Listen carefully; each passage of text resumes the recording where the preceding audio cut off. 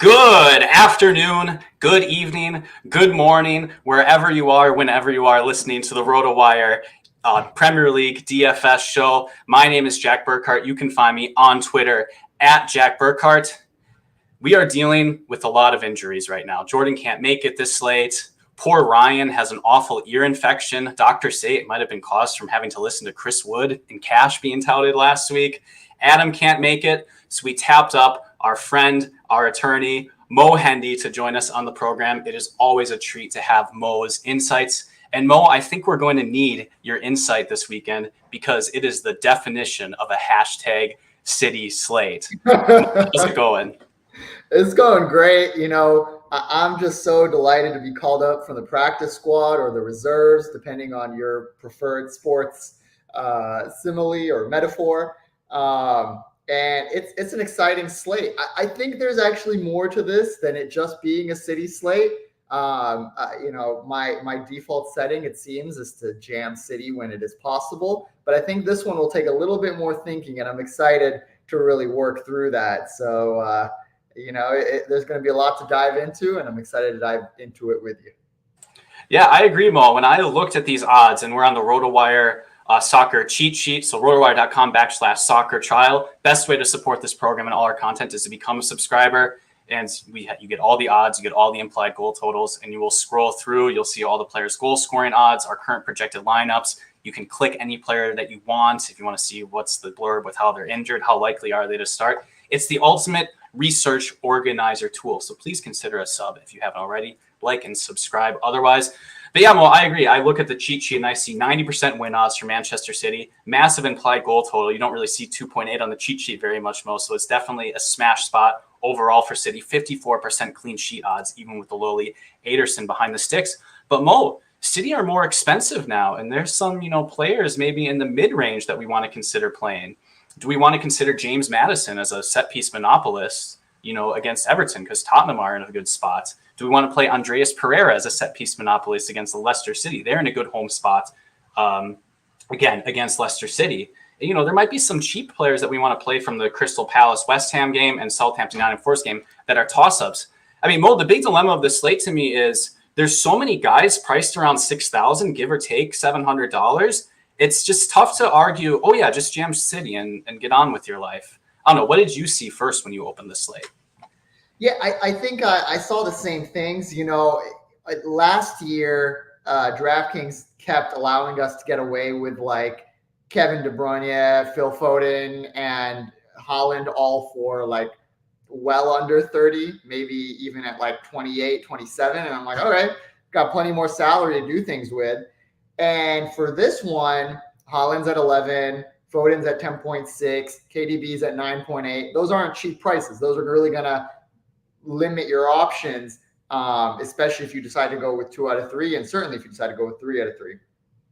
And the other thing is a big shift we've seen, at least on this slate, is that defender is way priced up, right? We no longer have the artificial cap of like a 6K for a decent defender, and then most decent defenders falling between the upper 4,000s, lower 5,000s. We've got Porro at 8. We've got Gvardiol at 6.9. We got Robinson at 6.4. So these are really hefty price tags, which means that you're going to definitely be giving something up if you end up paying up at forward and midfield like you might be inclined to do. And so there's going to be some creative thinking required there. Yeah, I mean, DraftKings really blew up the defender pricing. Well, I can't say enough. Pedro Porro at 8K is priced like, Trent Alexander-Arnold when he was taking every single set piece in a smash spot. It's just tough to justify paying that, even though he scored a goal last week. Gvardiol at 7K, man, that's a tough price. And then even like Daniel Munoz at 5,800, that's an expensive price that you're looking at.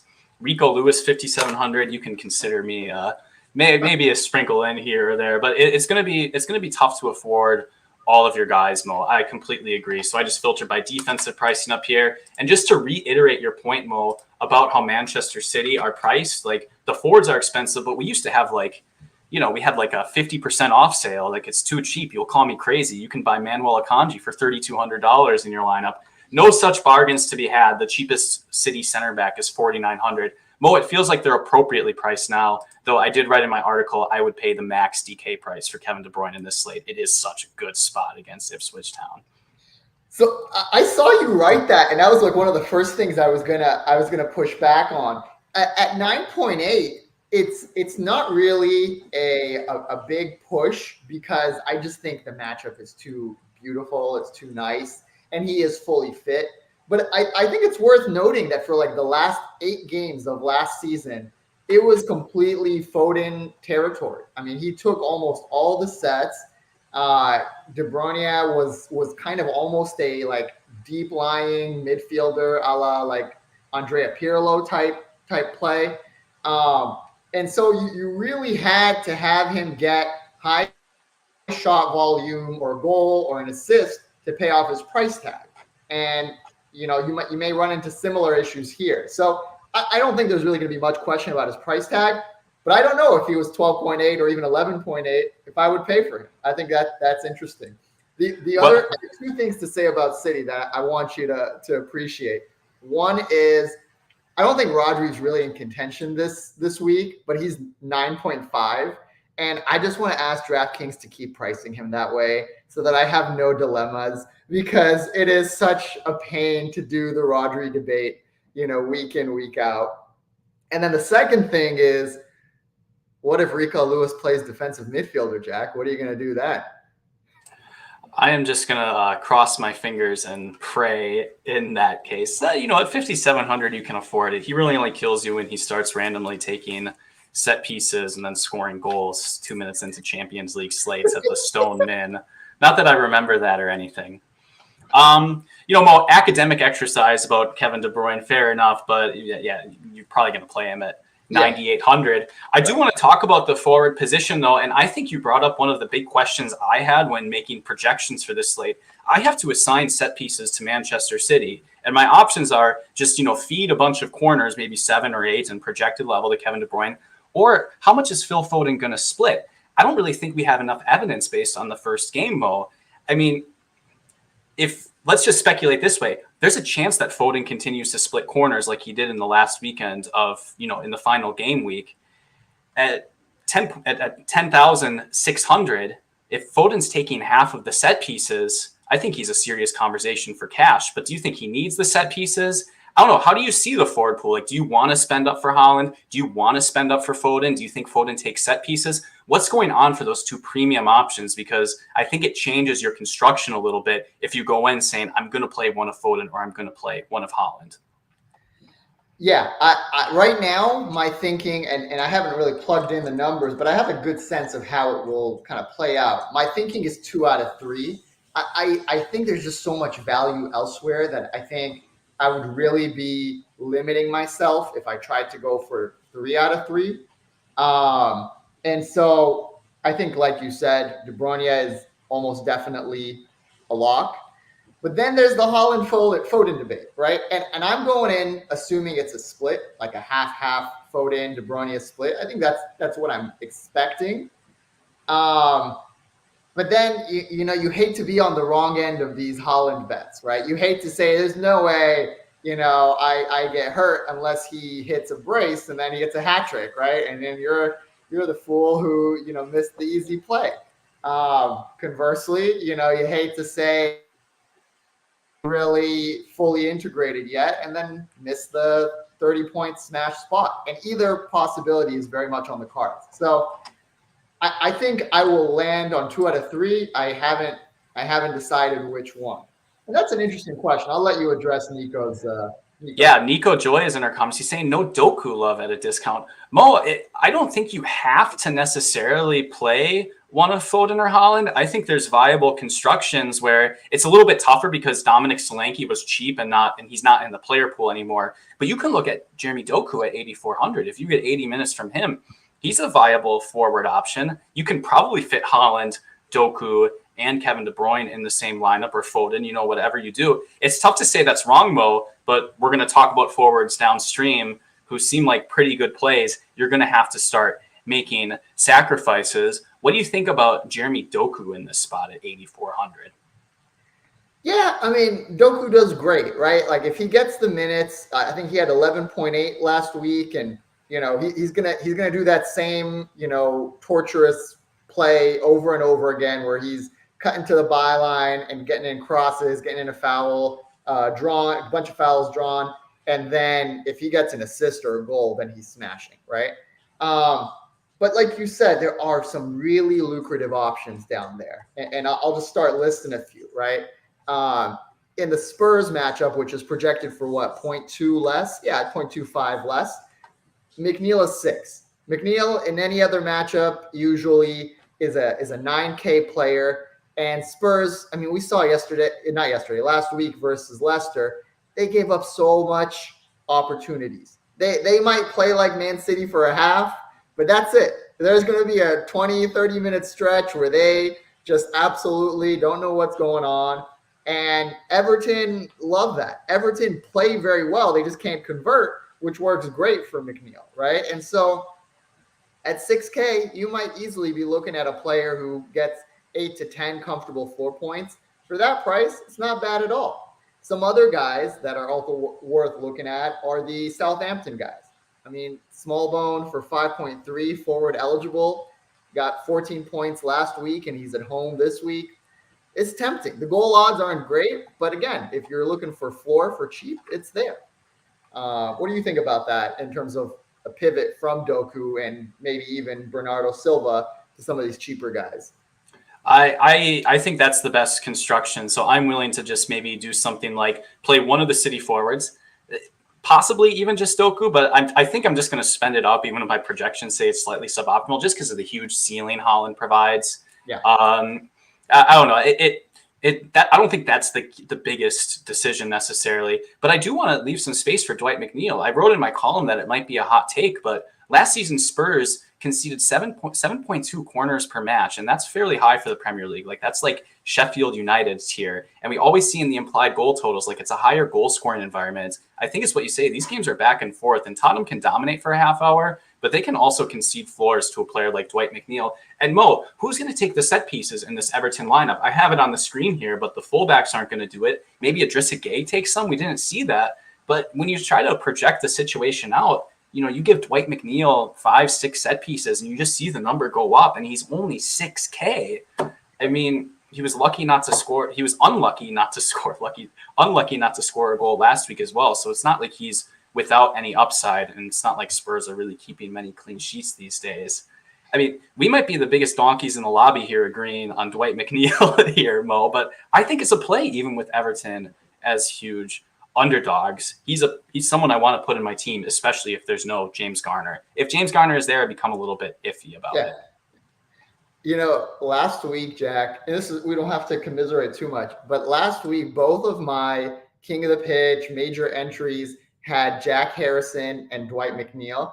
Jack Harrison scored in like the 9th minute, disallowed. McNeil had the most, I think for the next 5 slates, no one will miss a worse chance. He was right in front of the goal, open net, and he missed it as well. So, I just continue to believe that they can't run this bad week in, week out, but they create chances. And at some point, they're going to figure out how to put it away. As a Spurs fan, I hope it's not this week, but it could be.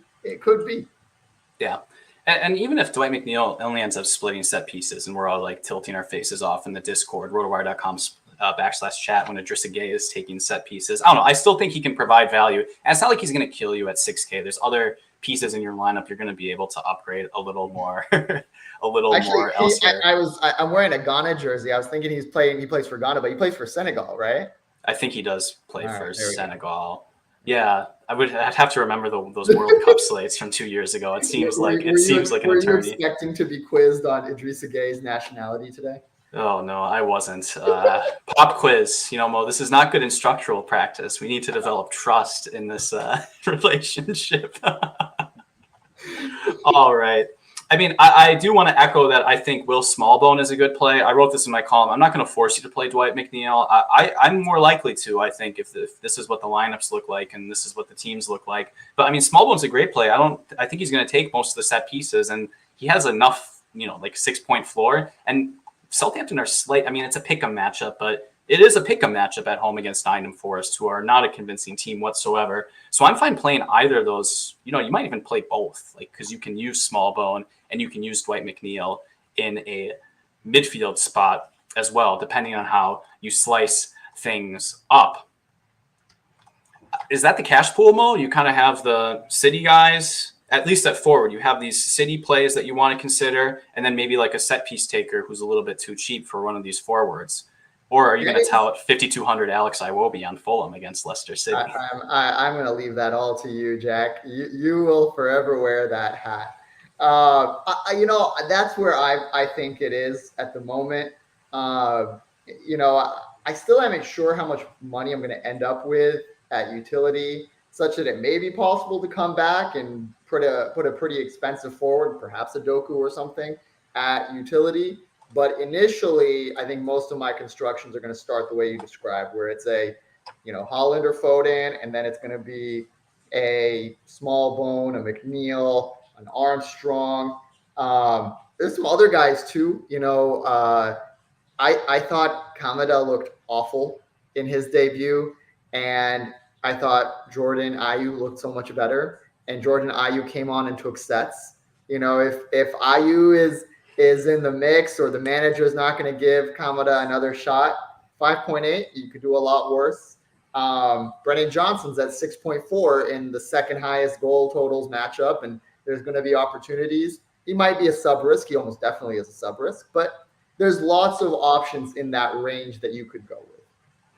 Yeah, I agree. And just to bring a few more, I mean, I'm always just going to be the idiot touting Alex Iwobi, but it's not a bad spot at home against Leicester. He's only 5,200. Not a matchup I want to like stack Fulham or anything, but if he fits as a one-off, whatever, if you're building 20 lineups, just please don't sue me. There's plenty of guys. If you fancy Nicholas Füllkrug, I think he's 5,800. You can play Chris Wood again at 5,600. He's got plus 140 goal scoring odds, and he Cavani'd last week, but maybe that's enough to pay off. All these Southampton guys are cheap mode. Like, you can play Adam Armstrong at 5,400, I think. I don't think that's a terrible play whatsoever. I think he's one of the slate's more likely goal scorers, somehow, like plus 170. Ben Brereton, I feel like Ryan would mention him. I don't know. The cupboard's full in tournaments. So Rodrigo Muniz as well was a name who stood out, just because Muniz is a player who can score braces in an awkward 7,500. I don't know. I think you can justify in cash. The pool is a little bit more narrow, but no one's that rock solid in the cash pool that I think you can go a lot of places for your second forward overall. I could imagine it being very spread out. Yeah. I definitely think that there's a lot of plays you can justify here. We'd even mention Eze. Eze is not going to be cheap. He's not going to be that second option, but a respectable pivot if you wanted to. There are some folks in our Discord who we won't name who always love the contrarian play. And they also coincidentally happen to be huge fans of Palace. So, Eze is there. I think my interest in Eze is significantly lower after he was kept off of almost all the sets. For first Wharton, and then for Ayew, and then even Muniz or Muniz. And so I don't think the ceiling is as high as it was in past years, but, a goal is sometimes all you need, and you get there. So lots of options. Yeah, and Adam said in his review of game week 1 that West Ham they had a bit of Moyes in them, and so West Ham were always a team we were happy to target. Eze's 10,300. That's really expensive, but maybe if you're making one of 10 lineups, you want to turn your Foden into an Eze, and maybe assume that Crystal Palace scored a few goals. Yeah. It's a bit crazy, Mo, but like sometimes those plays at really low ownership can win, and Eze has that type of ceiling to be able to pay it off. It's just really tough to get me off of this Manchester City Ipswich Town. You can make a similar case for Heung-min Son at 9,300. No one's going to play him. He could get there, but he might also get there. Well, Foden gets there, and it doesn't matter. This is kind of like the thing that I've noticed as I've played this game for a longer time. My contrarian play gets there. Well, too bad Holland got the brace, you idiot. Like a lot more has to go right than your contrarian play getting there. You also need other people to fail, and that's exactly the tricky stuff. Exactly right. Well, I think that was comprehensive and forward. We might have even mentioned everyone's name. I want to go back to Nico's comment, Mo. When he was talking about no Doku love at a discount. My optimizer was picking up lineups where you use like a Doku, a McNeil, and then you would have James Maddison and Kevin De Bruyne in midfield. Do you think there's a place for a $9,100 James Maddison in the cash pool, or is that just kind of like projections nonsense? It's sort of missing the massive ceiling of the Manchester City game in terms of just raw goals and assists. So my default is that I am a massive Maddison truther. I think when he is given minutes and he's on the ball and given the sets, I mean, he just runs the office like a champ. He racks up all sorts of peripherals, and if he gets the goal or assist, he's gravy. He's doing great. The issue is, for the last 10 or so slates, our wonderful, fearless leader, Angie, refuses to let him play beyond the 70 or 75th minute. And that truly, really, really limits his upside, because in true Spurs fashion, the game is always within one. We're always pressing for a goal, or we're chasing the winner or something, and he's just not part of that. And yes, he may have accumulated a decent floor of 10 to 12 points to that point, but if he's subbed off at 10 to 12 with a 9.1 price tag, you're almost dead. I mean, if the City attackers do anything, you're losing. Yeah, it might be over. It's over. Especially on a slate like this where you have so many alternatives for much cheaper who could probably get to that point total as well. And so for that reason, I'm not very high on this one. I won't be going out of my way to fit him in. I think if I end up at 9.1 in utility after jamming in some of the cheaper set piece takers, I'll be like, why not? I could do a lot worse than Maddison. But if I'm kind of trying to fit him in versus a Haaland or a Foden, I don't have much interest. I think I agree with you, Mo. There's minutes concerns that I have. The Tottenham bench is crowded with forwards that need to get minutes, and that concerns me, and it is a pattern, as you said. He did take all the set pieces. The role is great. The matchup is great, but he only had 4 floor points from open play in the previous match. That's something I'm keeping track of more. Like, okay, he put up a big number, but how much of that came from set pieces? And so I just wonder, even if he's a good play, I just wonder in terms of like if you simulate the cash play, Maddison gets a lot of 14 points. Is he saving you enough in comparison to how some of these Manchester City players could be saving you, or you're just losing to 60% of the field playing Haaland and you might want to block that sort of stuff out. So he's a good play. Nico's in here saying that, he's going to be in single entry. You can definitely do it. He's not going to be like that high owned. I dig it in a single entry format, but strictly optimal, I think I'm less likely, given the concerns that you have, I think I'm less likely to go towards James Maddison, at least in my cash lineup. But I think it's defensible. It's just, I need that City ceiling in this spot. The matchup is that good. I was also telling Ryan last week that it feels like we're the Arsenal of 10 years ago. James Maddison in that first game had so many chances, like where he was in space, the shot was there, and he wanted to cut out to the byline and give the tap in that like results in the goal. Like just absolutely committed to passing it in. And so if that's going to be the way he plays, where you're not really going to get much payout from all his in the box action unless there's an assist, it's even more frustrating. It's what results in the 4-point whatever floor points that you were talking about, because he's just not doing enough in there to really bring that score up. Yeah, I think good points all around. I mean, the other name that stood out to me at midfield, and there will be more, I mean, at least players with a really good role and a solid matchup, Andreas Pereira at 7,600. We have him listed as a defensive midfielder, Mo, but I looked at heat maps, and he kind of seemed a little bit equal to Emil Smith-Rowe. I think he also played over 85 minutes in the previous match.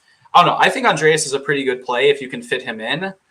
Given the context, it's not a priority, but I wonder if we should prioritize him more. How many times have we been like, oh, I'm a little uncertain. Maybe Andreas comes off at 75 minutes, or like, maybe this. I'm a little worried about his role. And then he just like drops nukes on slates constantly.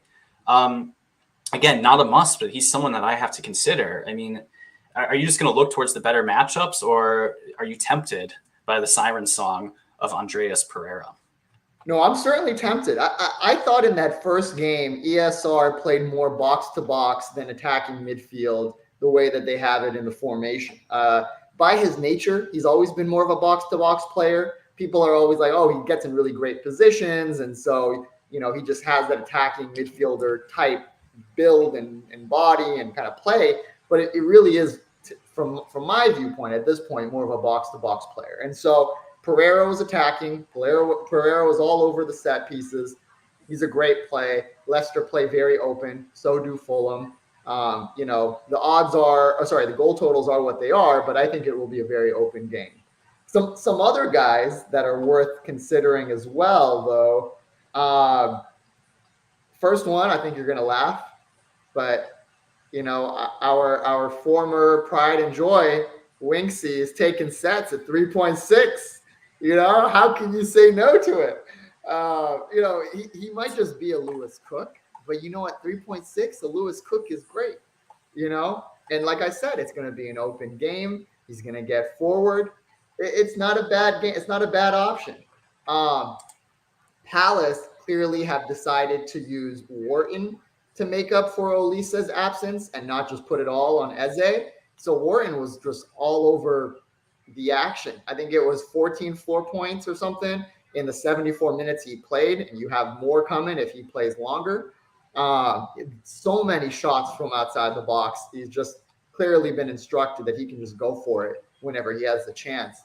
And that's just going to cost you a 5.6, I believe. So this is what we're talking about, right? Like really cheap options that you can kind of plug in, provided you don't spend all your salary on city pieces, like we said. Yeah, you can paint the board. You can use an Adam Wharton in a midfield spot, and then you can fill in, depending on how much you spend up, maybe use a Harry Winks in utility spot. Mo, I think that's viable if he continues his set piece role. I wasn't too sure. I didn't get to watch the game, so it's like I'm not seeing the matrix fully. I only see like the output of what happened. I'm the pure machine here, but I did see that Buona Notes took one set piece. Perhaps that was a free kick.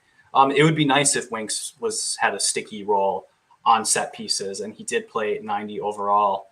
Yeah, I'm going to agree with Wharton. I think Wharton's a pretty good play. So again, the 6K range is super rich.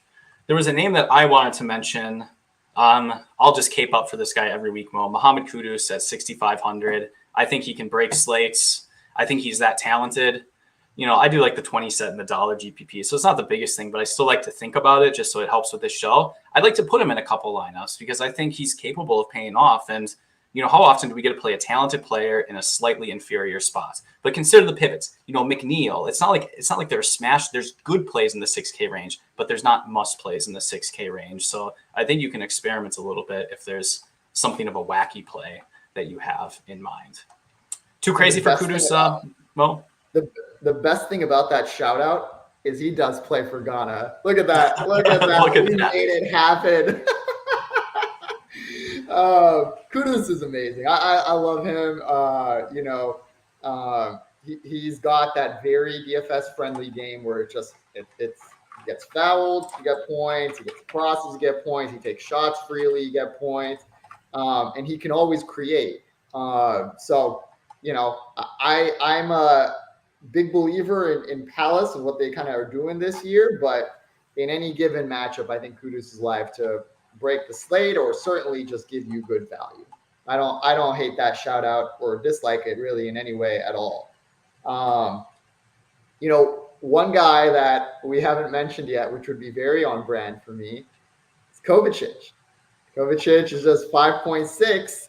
You get a little bit of city action. And, we saw the goal he took last slate. It was really well taken. I think it was like either outside the box or just inside the box. He's very much fulfilling the Rodri role while Rodri's out, and probably will continue to do so unless he lines up beside somebody who is going to do it instead, like a Mateus Nunes or Rodri himself. So you could do a lot worse at 5.6. What do you think about that? I mean, well, he's going to be 20% in double ups. Like, he's on City. He fits right in this price range. There's going to be players, and they'll even like tell me on Discord, whether it's in public or DM. They're like, just play City. Like, why aren't you stacking City? Why are you getting cute with Adam Wharton when you can play Mateo Kovacic, who's going to look fine in this spot and has better goal equity? Probably should have included him in, maybe a little bit more forward. But I think that's a great shot. I mean, we're talking about all these other match options, but you can always just, if you play Kovacic in cash, I think you're playing fine. It fits the construction overall. It's not like he's 7K, 5,600. We can manage it. Good shout out there, Mo. Any other midfielders you need to get off your chest? So many. I mean, how long we got? We have a long time. The player pool is big, Mo. Like, it's like, because the construction is 2 City player. Definitely you want to play one. At least optimal construction is like at least one, and then De Bruyne. You have a lot of room to tinker, I think. Yeah. No, I mean, look, just some names that I wrote down. I will never, at least for another like 5 slates until I've recovered, play Kamada again. But he's going to occupy one of the attacking midfielder spots. He's 4.6. He's playing at home. He's in a good matchup. His manager trusts him. He's got to repay the trust at some point. The opportunity is there. Grealish isn't projected to start. But, if he gets a surprise play or something, because he's recovered now, 6.8 is really cheap. And then two guys who probably kind of in different places and kind of where they are right now. But, Morgan Gibbs-White used to be such a jam at, 8K, and he's only 6.3 versus Southampton. I won't be playing him. It's really sad because he's lost his sets. He doesn't just seem to control the game as much anymore with competent players like Hudson-Odoi and Elanga around him. But he is cheap. And then the last one I'll leave you with that is my personal kind of interesting play to consider.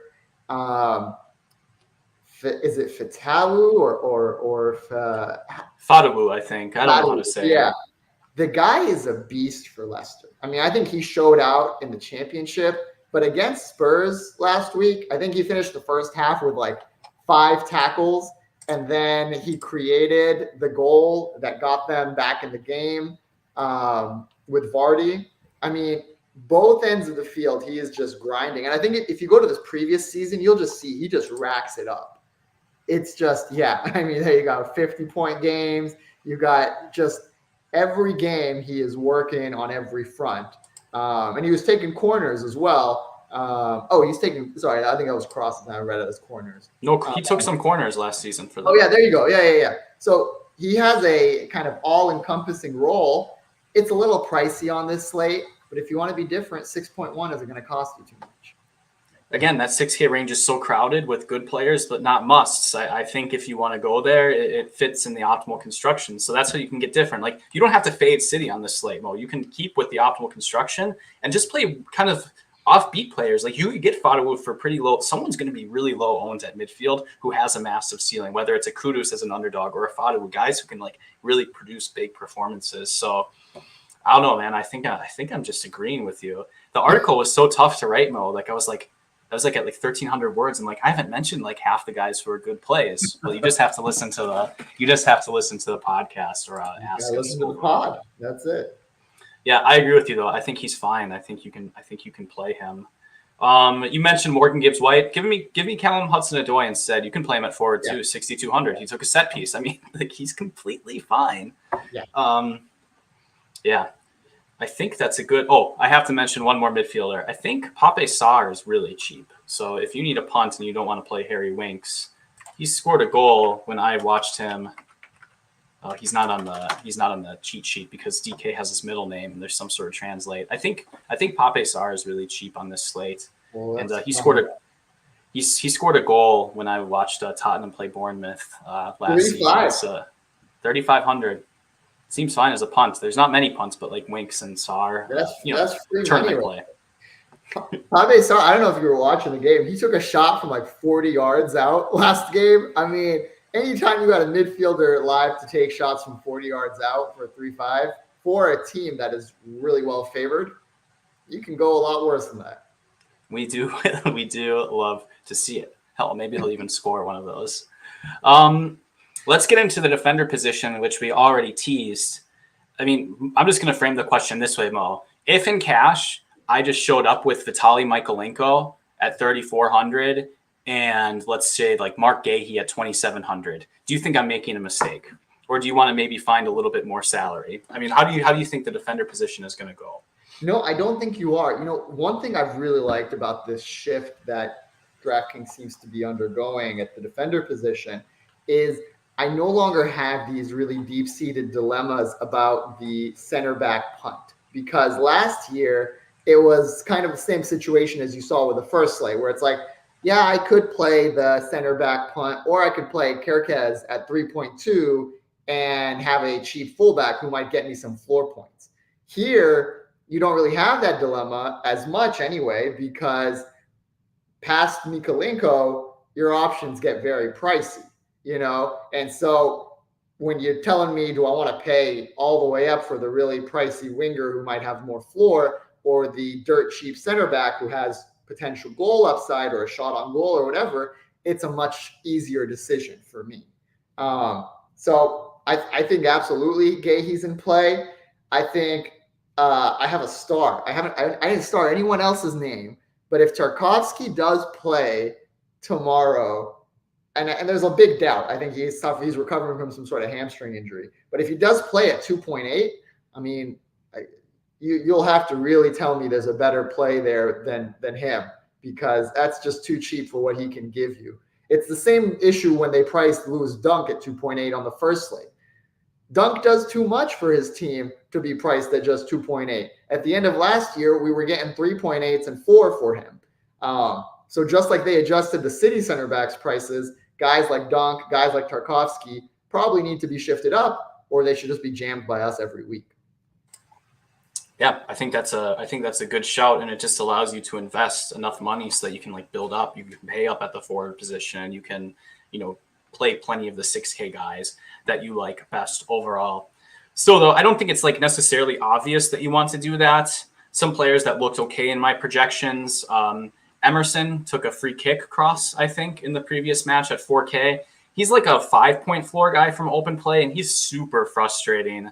But people play him. I think he's an option at 4K. He's definitely not a terrible play. I already mentioned Vitaly Mykolenko. I think Harry Toffolo is worth mentioning. We have him projected to start, and he took a set piece at 3,800, so he's a good play as well.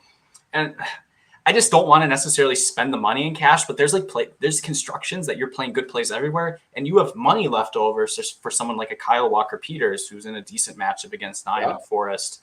I just don't see myself spending more than that, Mo. Do you? No, I don't. I really see enough value, I think, at the sub 4K price range that, to me, I'm not going to want to invest my additional funds at the defender spot. Certainly, in a one-off construction, I might go with a Robinson, but I highly doubt that I will. Looking at is James Justin. Again, going back to that Spurs game, I mean, he's an active fullback. He costs 3.6.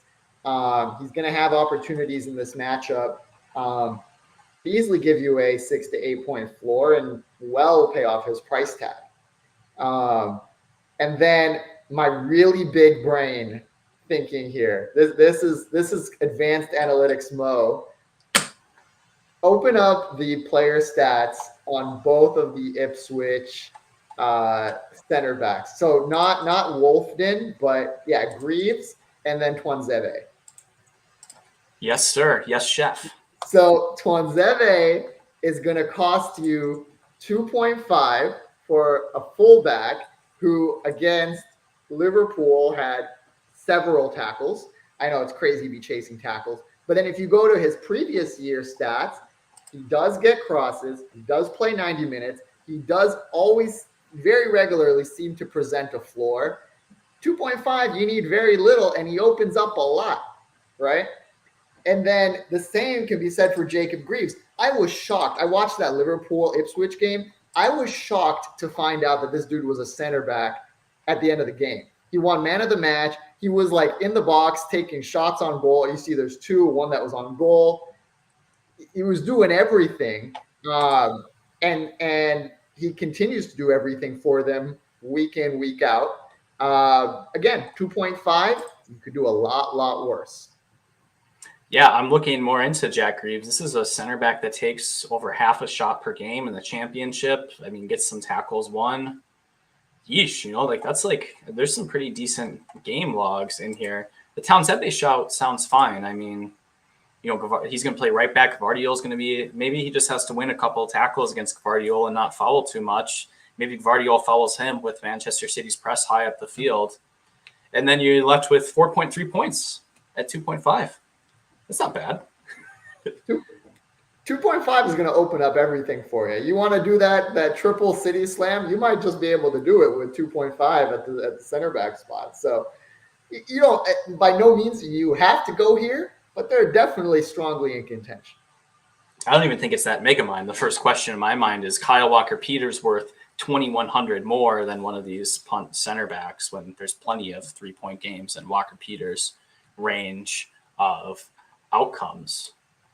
The important counterpoint is they're playing City. At the end of the day, there is an important distinction to be made when weak teams or disfavored teams play City versus Liverpool. It's so weird because they're both kind of the EPL's best, but they have very different effects on the team that they play against. It seems to just kind of suck the DFS points out of the opposing team, whereas Liverpool often seems to uplift them and seems to kind of get them into this race. The other side of the kind of Gegan press or whatever you want to call it is it really kind of charges up the other team to also play better than they might often do. And so you got to keep in mind the downside, which you might just get a yellow card and a sub and nothing else from these guys, or they might not even get a tackle in because the ball is just being pinged around the box nonstop. So you got to weigh that up. I think you will still come out ahead with such a low price tag, but the lawyer in me is offering the disclaimer now so that no one can hold it against me. You have to pay a retainer for Mo if you want to have that to be a bit more legally binding. I think that's a fair point. And Mo, the machine agrees with you on Liverpool. So it's interesting to just how you see the game and how you see it. That I think that is present in at least the attacking trends. They're just not a defensively suffocating team compared to City, who suck everything out of the opponent. It's borderline funny trying to make projections for Ipswich against City based on what City do to other opposition.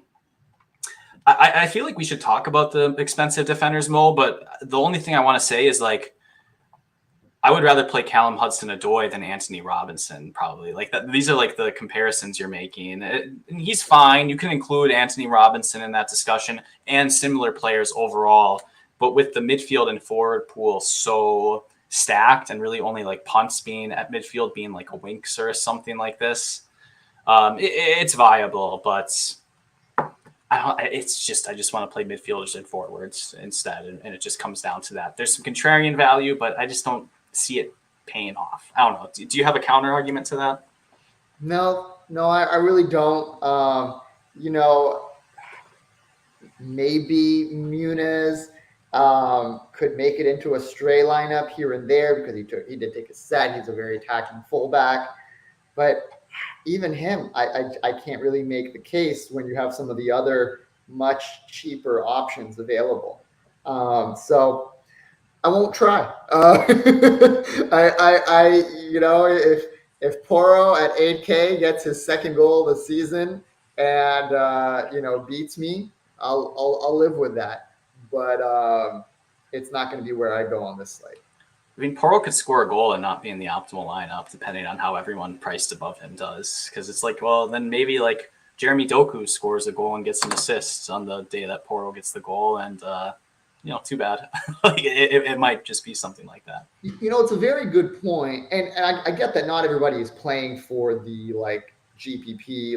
Not everyone's thinking about winning the big prizes. Sometimes all you want to do is just build a lineup that you feel is going to cash, but for Porro to be optimal, he has to outscore every other defender by some distance, not just out of school, but like by some distance, you know. And so if there's any kind of random center back goal at any level of ownership, you know, Poro's puts you way behind.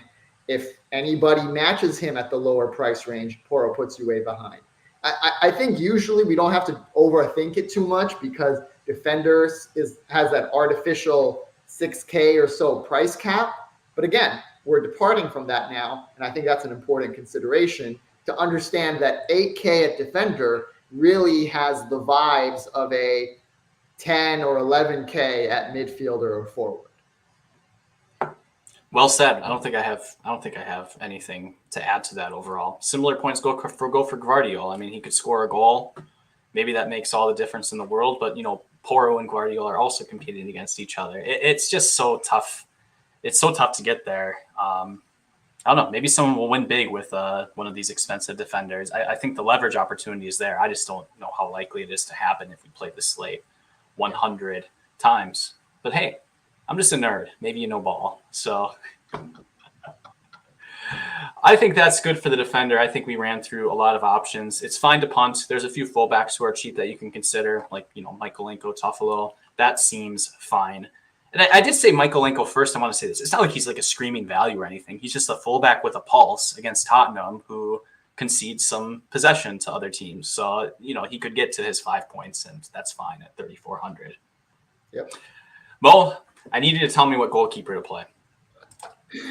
Well, the RotoWire cheat sheet tells me that Ederson comes preloaded with a 12-point floor. So I think we're done here, right? That should be it. Yeah, just play Ederson for 6K and it's on and it's done. Yeah, easy. No one will be mad about that. I think you hit it right on the preview that you wrote up. I think Pickford is going to be a great play today. You know, Tottenham in classic early season form is creating a lot of chances without putting them away, which means saves. Last week it meant 5 of them for Hermansen before we got through. And I think it's very possible that you could see that play out again versus Everton this week. So at his price tag, I certainly think he's not bad. The other shout, or the other person I really am giving some thought to, is going to be Hermansen. I thought for Leicester, he looked very confident between the sticks. I think that Fulham and a Leicester game is much closer than it is currently projected to be. You know, I think promoted sides get a little bit of harsh treatment from the bookmakers. And I think this Leicester side, especially with some of the guys that we've mentioned, has more life than people think it does. So, you know, at 4.1, I think I'll have some interest in him as well. What do you think? Yeah, I mean, if you're thinking about it, I think what I wrote in the article is, like we see on the cheat sheet, Ipswich have 3% win probability, and for 300, you can get 10% more. And that stuff matters on the margins over a long season. Well, you can get 10% more with $200 just to go up to Hermansen, which, again, is another small marginal gain. I think it's totally fine if you want to get there.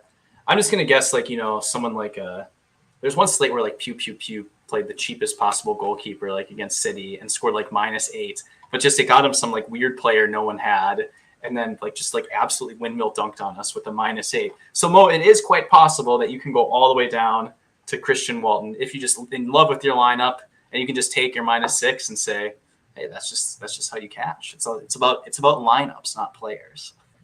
Or Jack, you just play the 2 center backs and the Ipswich goalkeeper, and you just absolutely dominate, you know, because they win 1-0 and it's done. And anything's possible, especially from someone like Pew, who is the notorious goalkeeper whisperer. This is one of those things where how a goalkeeper is going to perform, I think, after the first 10 or 15 minutes, you have a very good indicator as to whether the game is going to go high shot volume and like a bunch of saves, or you're going to go negative and you're going to stay down there. And so every City game is kind of live for that.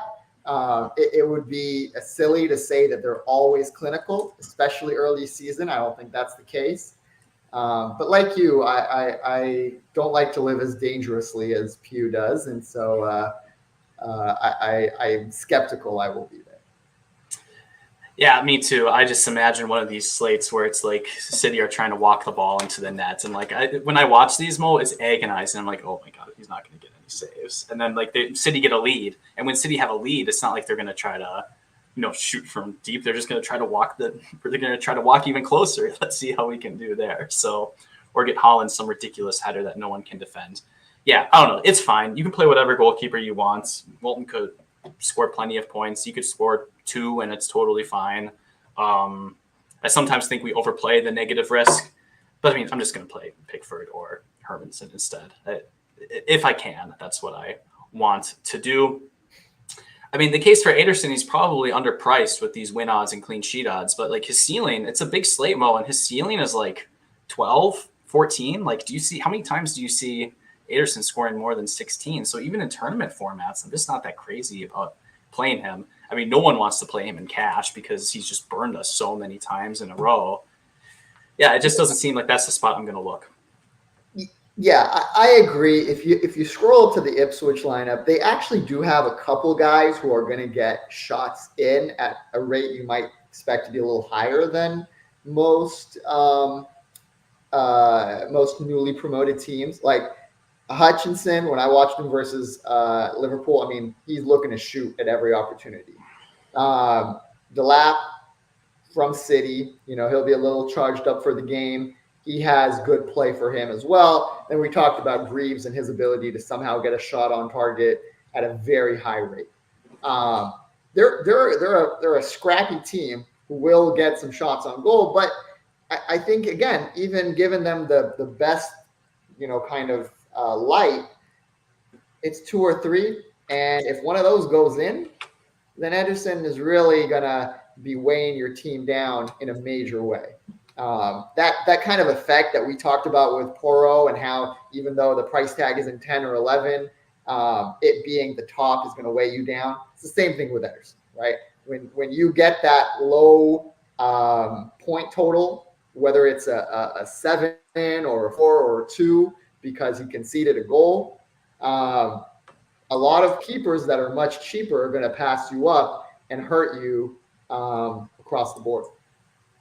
Yeah, I mean, if you give me a bet, like it should be like minus 400 that a goalkeeper from one of these pick'em matchups outscores Ederson. Like that should be the most likely outcome. And so when I'm thinking about that, and then when I'm thinking about how often does Ederson bail me out, Ederson doesn't bail you out. You know who bails you out? Any one of the 6,000 price players. Like Callum Hudson-Odoi sometimes bails you out. Like that's the type of thing that I'm thinking of. So I just can't do it. I feel like, at best, Ederson meets your expectations, and at worst, he leaves you wanting to cry. So, yeah, I agree with you. Now, in classic lawyer fashion, I'm going to offer a quick counterpoint. Please. Which is, annoyingly, all of the other home keepers are not priced down sufficiently. It's 5.8 for Tottenham's keeper for like 20% worse clean sheet odds. And then for a huge step down on clean sheet odds, you have Leno, Henderson, and I'm not even going to go below because honestly, Southampton and Forest, I think is a toss-up. I mean, they're like a lot of these are toss-ups, but especially that one. So, what you'd expect is a bit more of a gulf, certainly between Vicario and Ederson, and it isn't there. So, if your lineup building journeys kind of leave you with a lot of salary, you could do a lot worse than Ederson. I think on the last slate, most of us played Raya, or a lot of us played Raya, and Raya was the move. Raya got his 2 or 3 saves versus Wolves, and I think was in most of the winning lineups. I think because Ederson so often becomes Neverson, we are just kind of all left with some little bit of PTSD from him killing our lineups. But again, in DFS, there are a few certainties, and if he does get you that 14, 16 points, it'll be a big help. So don't rule it out. Don't lean into it too much. I think that's well said. I mean, I think the only reason I played Raya last week was because I didn't really have much time, and I just thought there's salary for him. And sometimes you just run into a situation where you have salary for the best keeper, and he is probably the best option. Everyone else is priced. Everyone else is priced too close to him relative to what you expect sort of the median outcome to be. Man, Mo, that might have been too good. Any last takes for the people? I was debating holding on to that Ipswich tidbit for myself and just, taking it all down with Tuanzebe and Reeves at the defender spot. No, I really feel like we've been pretty comprehensive with this slate. I think there's a lot of really tough decisions.